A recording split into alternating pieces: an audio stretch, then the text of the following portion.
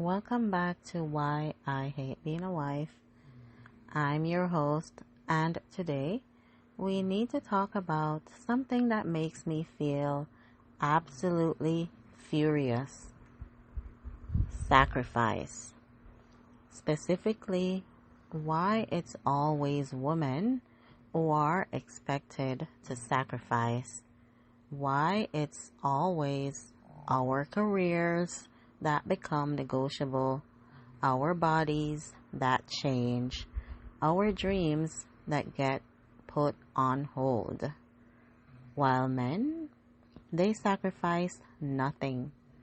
Their careers stay on track, their bodies stay the same, their ambitions remain sacred. So let me ask you a question. In your marriage, who sacrificed more? Who moved for whose job? Who paused their career? Who changed their body permanently? Who put their dreams on hold? Who scaled back their ambitions to make room for the family? I'm willing to bet it was you. And I'm willing to bet that everyone treats that like it's normal. Like that's just how it works.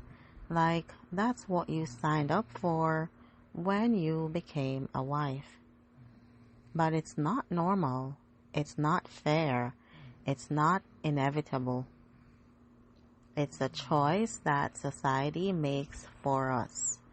A choice that costs us everything while costing men nothing. Today, we're talking about sacrifice culture, about why women give up everything and men give up nothing, and why I'm so fucking angry about it. Let's start with the most obvious one: career sacrifice. When one person's career has to be flexible, when one person has to scale back, when one person has to pause or quit, it's almost always the woman. Who moved for whose job? Probably his.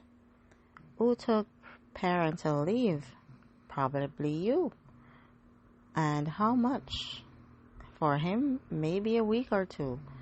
For you, months. Maybe you never went back. Who went part-time or scaled back hours? Probably you. Who turned down promotions or opportunities because they would require too much time or travel? Probably you. Who left the workforce entirely? Probably you. And here's the insidious part. We frame this as a choice, as a mutual decision, as what works for our family. But was it really a choice? Let's look at the factors that go into this choice. His salary is higher. Of course it is. He never paused his career. He never scaled back. His trajectory was uninterrupted. So his earning potential is higher. But why is his earning potential higher? Because society invests in men's careers and treats women's careers as temporary, interruptible, secondary. So the choice is based on an inequality that already existed. And using that inequality to justify further inequality just perpetuates the cycle.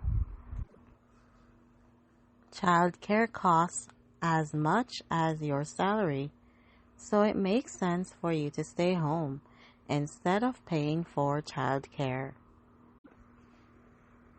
But notice it's always your salary that gets compared to childcare costs, never his. The assumption is that his income is essential and yours is negotiable. What if we compared his salary to childcare costs? What if he stayed home because it makes financial sense? But we don't do that because his career is sacred and yours isn't. Society expects mothers to be primary caregivers. You face judgment if you go back to work too soon, if you prioritize your career over being with your kids, if you're not there for every moment. He faces no such judgment. Nobody questions his commitment to his kids when he goes back to work. Nobody calls him selfish for prioritizing his career. The social pressure pushes you toward sacrifice and him toward maintaining his career. Workplace policies assume mothers are primary caregivers. They ask you about childcare arrangements. They assume you'll be the one leaving when kids are sick. They track your flexibility needs. They don't ask him the same questions. They don't expect his career to be interrupted by parenting responsibilities. So your career becomes the flexible one by default.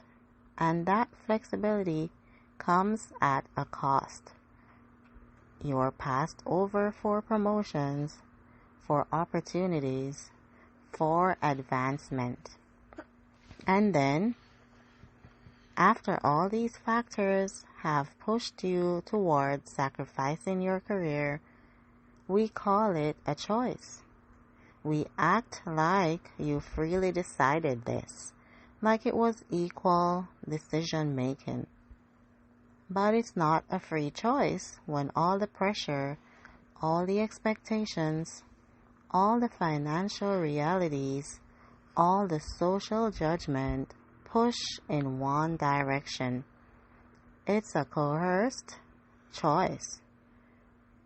And there's a difference. Let's talk more about the myth of choice when it comes to career sacrifice.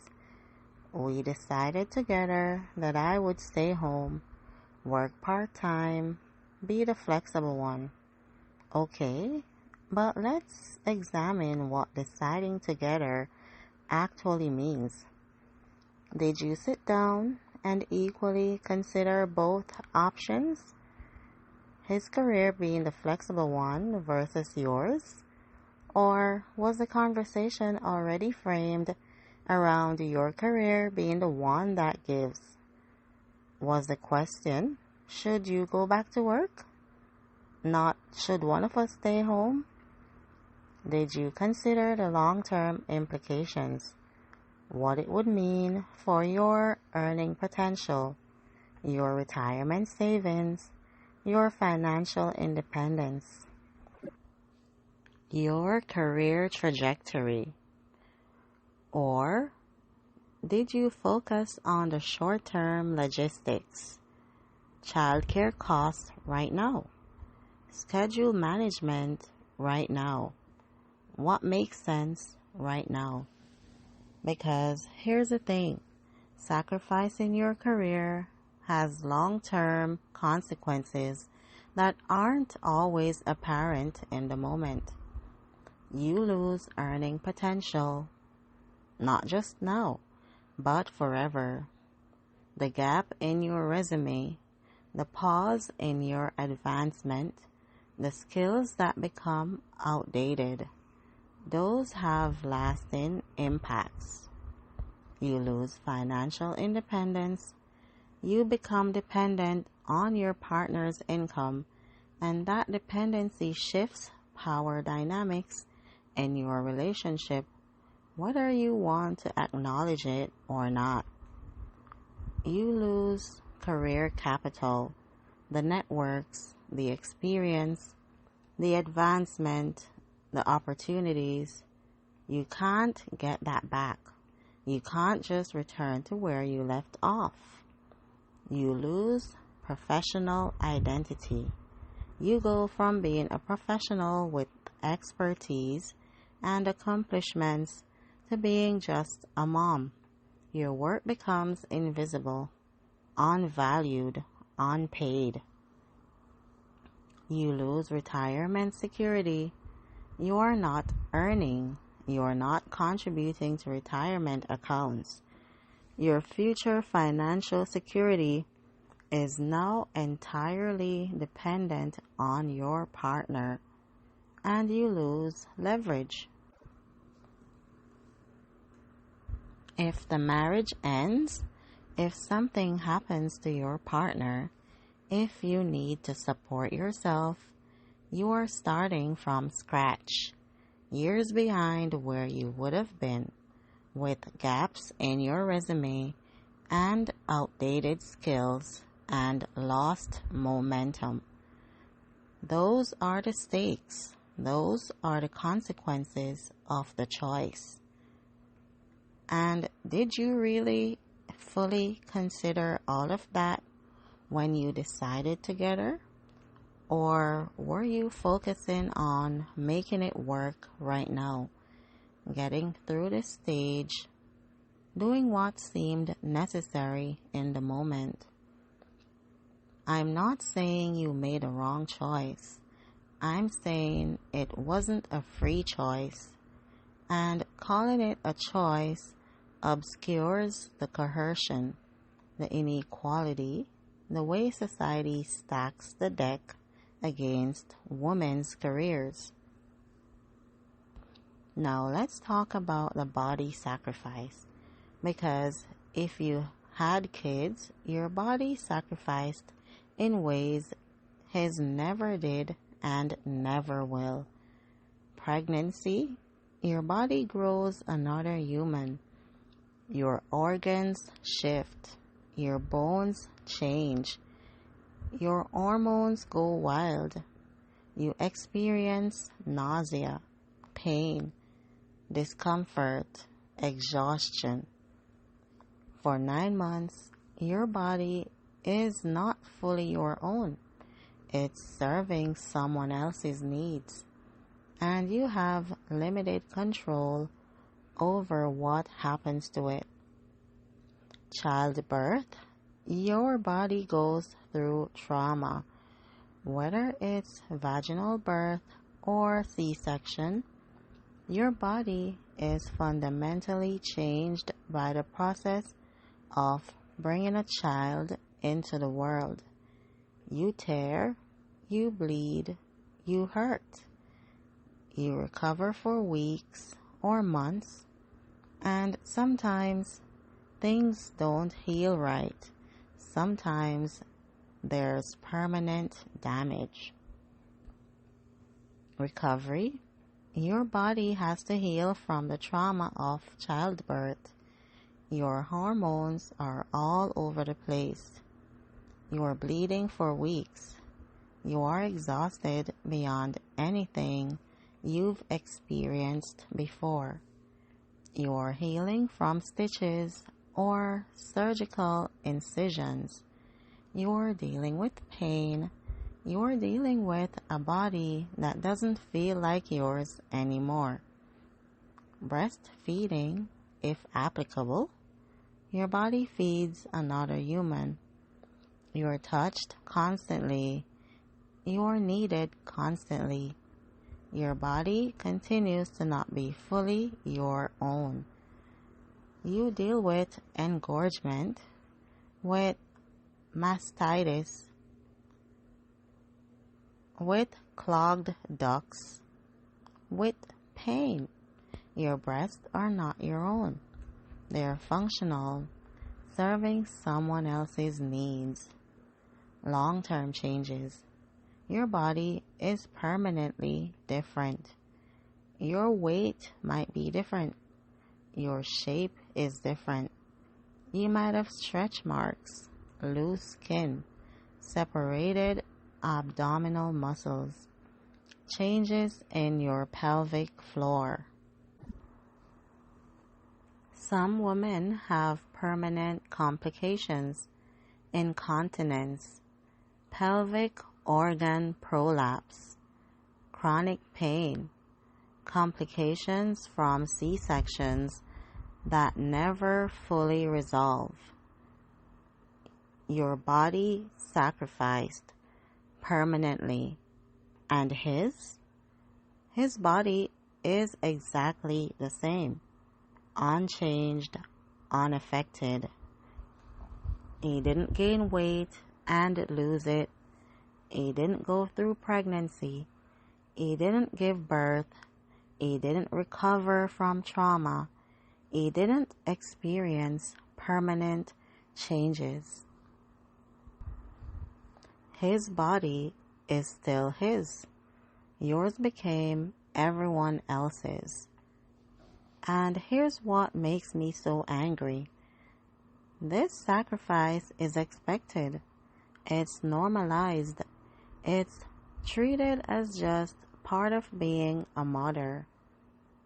Nobody calls it a sacrifice. Nobody acknowledges the cost. Nobody thanks you for what your body went through. It's just what women do. It's just biology. It's just nature. But it's not just nature. It's your body undergoing trauma and permanent change. And only your body, not his. That's not equal. That's not fair. And pretending it's just part of the process erases the actual sacrifice involved. Let's talk about dreams, ambitions, goals. The things you wanted to do with your life before marriage and kids. What did you want to be? What were you working toward? What were you excited about? What was your vision for your life? Did you want to travel, start a business, write a book, get an advanced degree, build a career, create art, make an impact? What happened to those dreams? Let me guess. They got put on hold, or they got quietly abandoned, or they got scaled down to something smaller, more manageable, more compatible with being a wife and mother. Someday you'll get back to them when the kids are older, when things settle down, when there's more time. But someday never comes, because there's always something else, always another responsibility, always someone else's needs taking priority. Your dreams become negotiable. His didn't. He's still working toward his goals, still pursuing his ambitions, still building the life he envisioned for himself. His dreams are important. They are valued. They are worth protecting and prioritizing. Yours? Optional. Nice to have. Something you can do if there's time. And here's the fucked up part. You internalize this.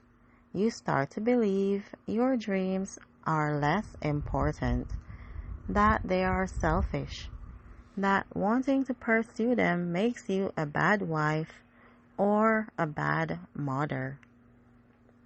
You start to feel guilty for even wanting something for yourself, for even thinking about your own ambitions when you should be focused on your family. So you let them go. You tell yourself it's fine. You tell yourself you're being practical. You tell yourself family comes first,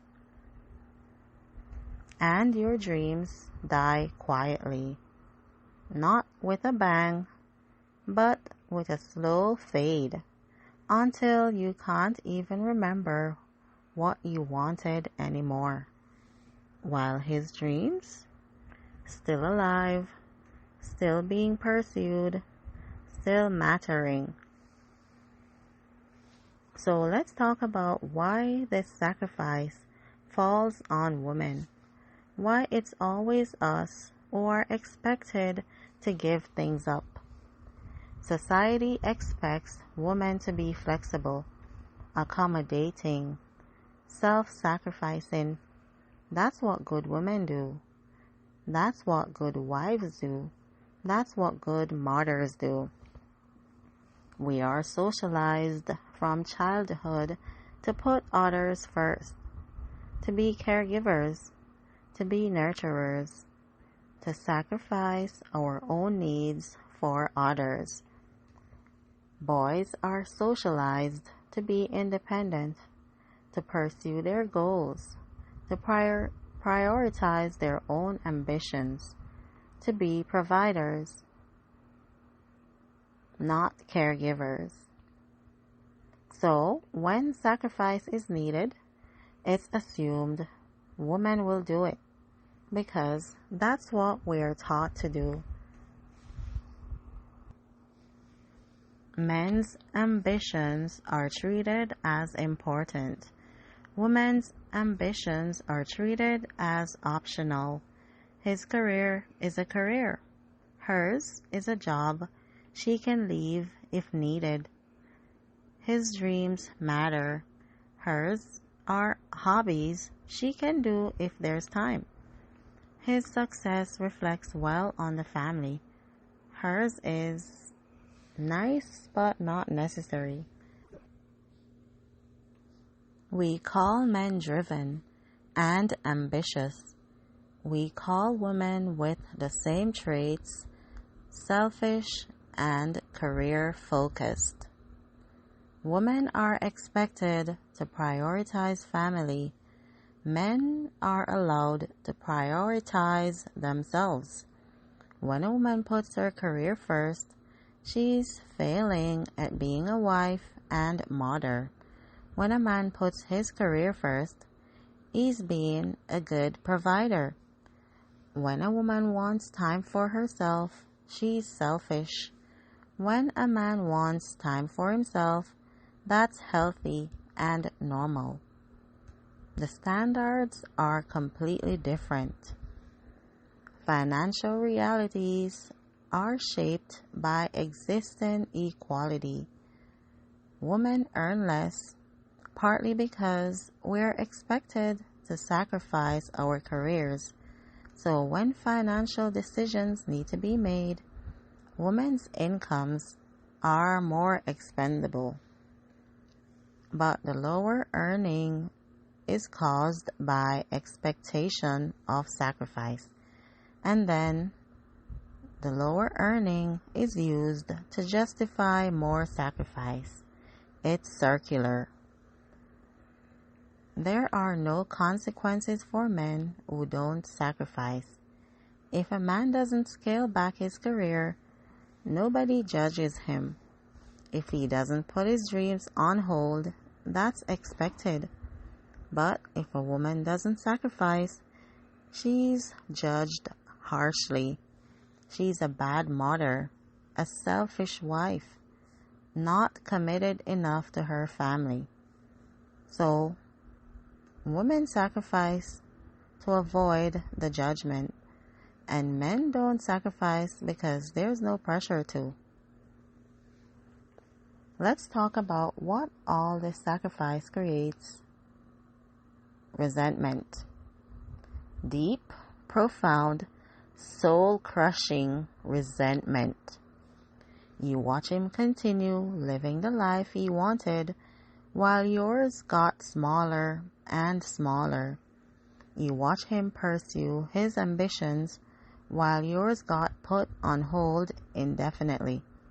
You watch him maintain his career trajectory while yours just got derailed. You watch his body stay the same while yours changed permanently.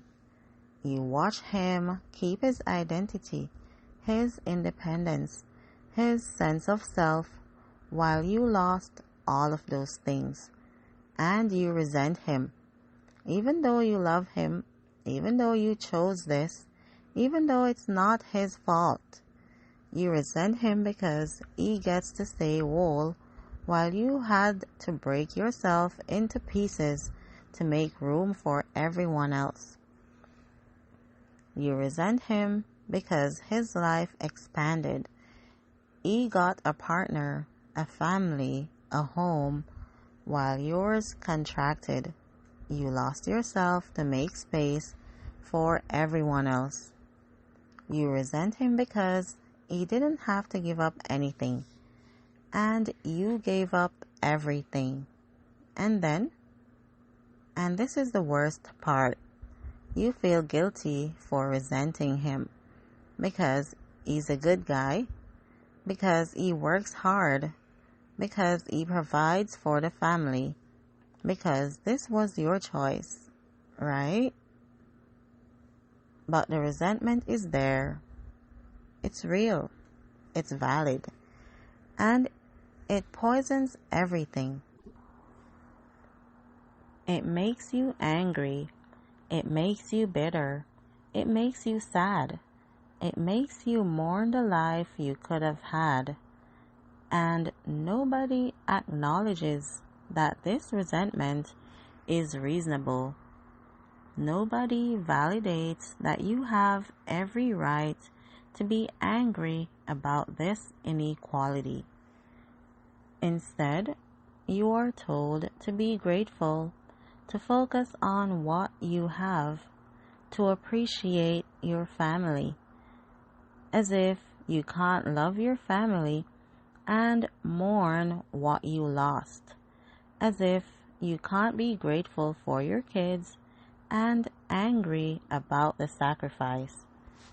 Those things coexist, and pretending they don't makes the resentment worse.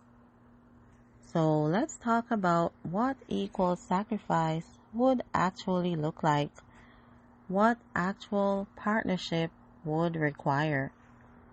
Both careers treated as equally important, not one career being primary and one being the flexible backup. Both careers mattering, both people's professional ambitions being valued and protected. Decision making about whose career takes priority would be based on actual factors. Whose opportunity is better, whose career is at a critical juncture, whose work is more fulfilling, not defaulting to his matters more. Both people taking parental leave, not one parent taking months while the other takes a week. Both parents stepping back from work to care for the new baby. Both parents' careers being interrupted equally. Both people making accommodations. Both people adjusting schedules. Both people being the flexible one when kids are sick or need pickups. Both people scaling back when needed. Not one person sacrificing everything while the other sacrifices nothing. Decisions made based on what's actually best for the family, not defaulting to women's sacrifice. Maybe his career should be the one flexible. Maybe he should stay home. Maybe he should scale back. But we don't even consider those options because the default is always her sacrifice, his continuation. both people's bodies being respected in reproduction decisions, acknowledging that pregnancy and childbirth are physically traumatic and that women's bodies bear that burden alone. That should factor into decisions. That should be acknowledged and respected. Women's bodily sacrifice should be met with men's sacrifice in other areas. Both people's dreams mattering, not one person pursuing their goals while the other puts theirs on hold. Both people making space for each other's ambitions.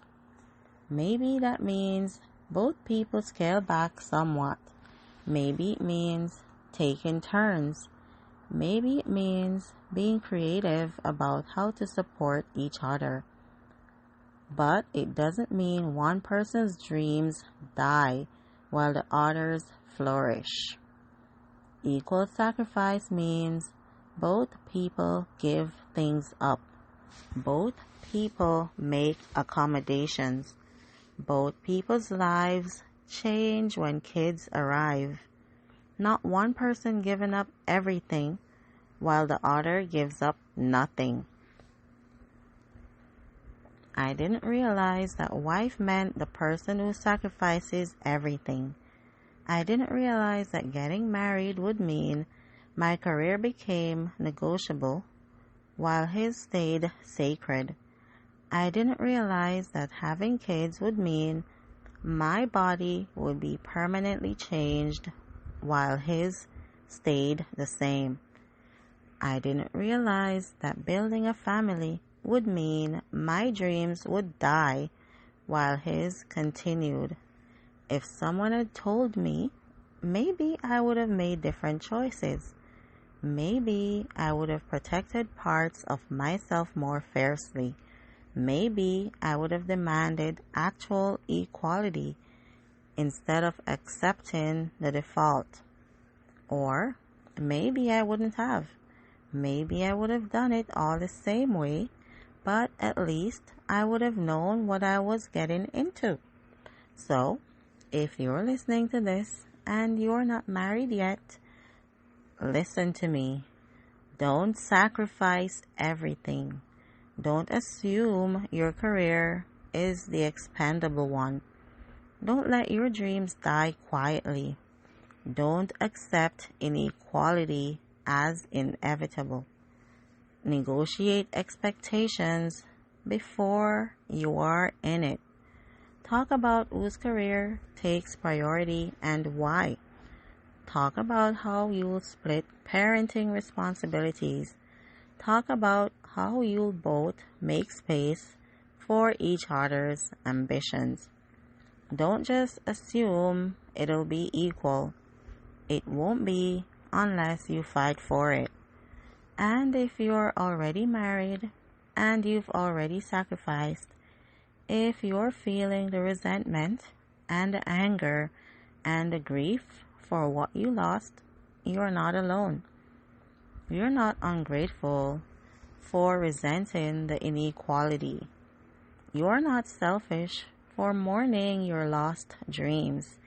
You're not wrong for being angry that you gave up everything and he gave up nothing. Your resentment is valid.